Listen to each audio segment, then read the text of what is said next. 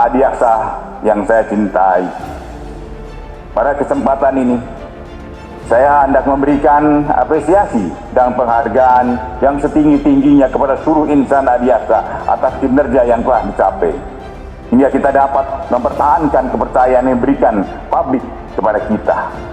Hal ini tergambar dari hasil survei indikator politik Indonesia yang dirilis bulan Januari yang lalu, di mana di bidang penegakan hukum kejaksaan mendapat skor 77,2. Sedangkan pemberantasan korupsi skor yang diraih adalah kejaksaan mencapai 74,2.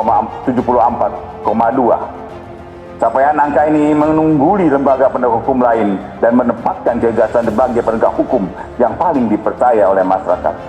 Dan ingat, penilaian ini berjalan, kita pertahankan udah 6 bulan. Artinya konsisten kita dalam mempertahankan capaian kinerja kita adalah bukan hal-hal yang mudah.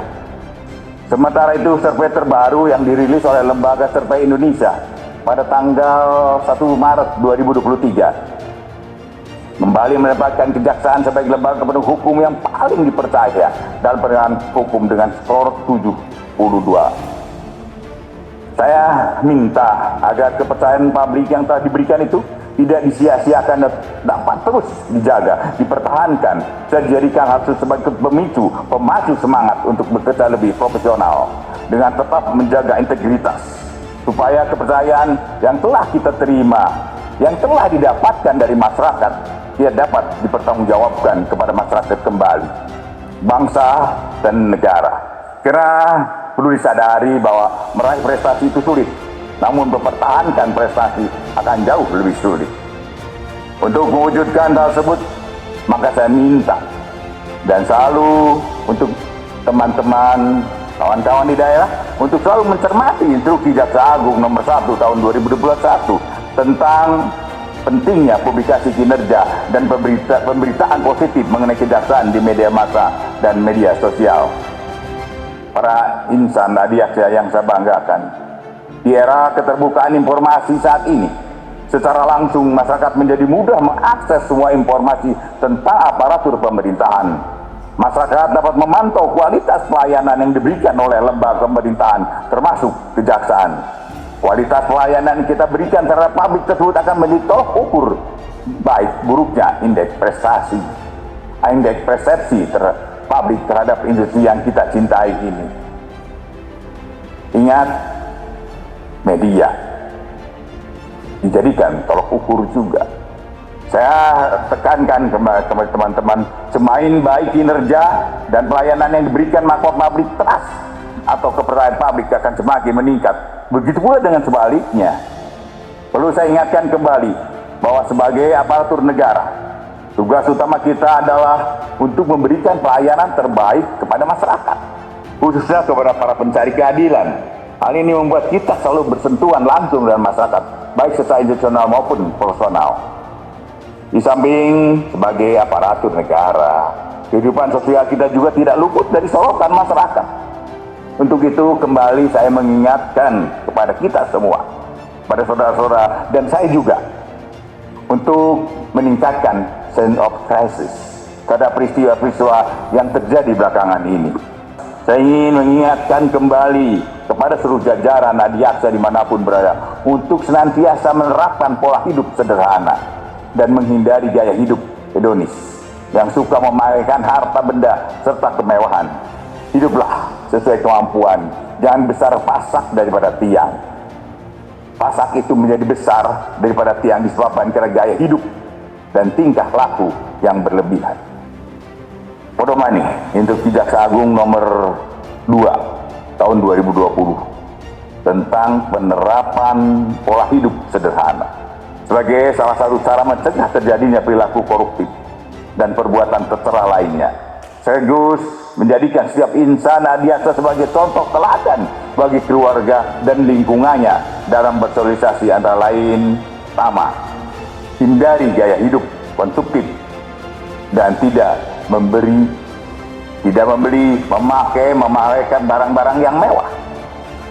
Kedua, Hindari timbulnya kesenjangan dan kecemburuan sosial dengan tidak mengunggah foto, video pada media sosial yang mempertontonkan gaya hidup yang berlebihan.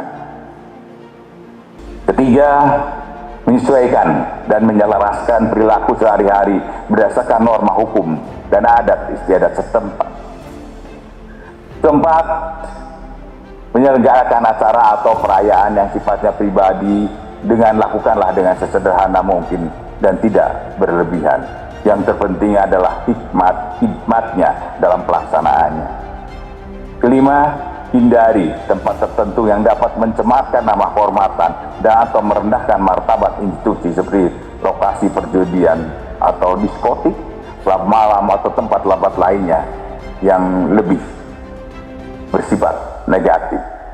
Di samping itu saya tekankan untuk menghindari semua perilaku koruptif yang berhubungan dengan pelaksanaan tugas dan fungsi kejaksaan.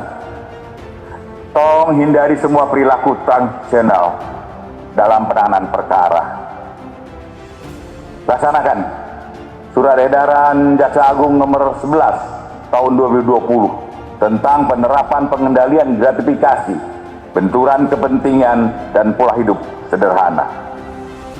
Saya tegaskan di sini, apabila masih ada warga adiaksa yang melakukan pelanggaran yang mencoreng marwah kejaksaan, maka saya tidak akan segan-segan melakukan tindakan tegas kepada saudara.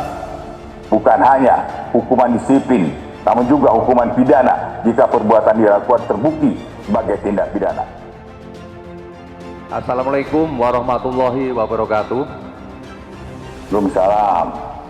Silakan, Pak. Yang terhormat Bapak Jaksa Agung, Bapak Ketua Komisi Kejaksaan, Bapak Wakil Jaksa Agung, dan Bapak Pak Rajang serta Kabaniklat, izin melaporkan Bapak tentang situasi ketertiban umum maupun situasi politik secara umum di Gorontalo masih stabil, masih landai Bapak. Namun perlu kami laporkan bahwa pada tanggal 2 Maret 2023 Forkopimda melakukan kunjungan atau pemantauan ke kantor KPU dan Bawaslu Provinsi. Di sana kami mendapatkan bahwa kabupaten kota hampir seluruhnya belum ada kepastian tentang penyediaan pendanaan untuk pemilu gubernur, bupati maupun wali kota. Keluhan dari Bapak penjabat gubernur bahwa ada sedikit kewalahan. Untuk itu Forkopimda, utamanya penjabat gubernur dengan ketua dewan, menyarankan untuk rapat Forkopimda diperluas, diselenggarakan di kantor Kejaksaan Tinggi. Untuk itu pada hari Kamis tanggal 9 Maret 2023 telah terlaksana rapat Forkopimda diperluas bersama Bupati, Wali Kota, KPU dan Bawaslu se-Provinsi Gorontalo, yang pada pokoknya ditemukan kesepakatan kesanggupan dari Bupati maupun Wali Kota se-Gorontalo ini untuk segera mengadakan pembicaraan secara intensif TAPD dengan KPU maupun Bawaslu dan siap untuk menyediakan pendanaan pemilu gubernur, bupati, wali kota pada khususnya Bapak. Demikian Bapak secara singkat. Terima kasih Pak Gajati. Gorontalo biasanya ada anget-anget juga. Mengharapkan teman-teman untuk pengawasannya dan Kasintel jangan sampai ada hal sekecil apapun segera laporkan. Kemudian dalam penanganan perkara tolong Pak Gajati dilecut lagi sehingga perkara ini dapat diselesaikan dengan baik dan tentunya kerugian negara tolong menjadi fokus juga. Siap. Terima kasih.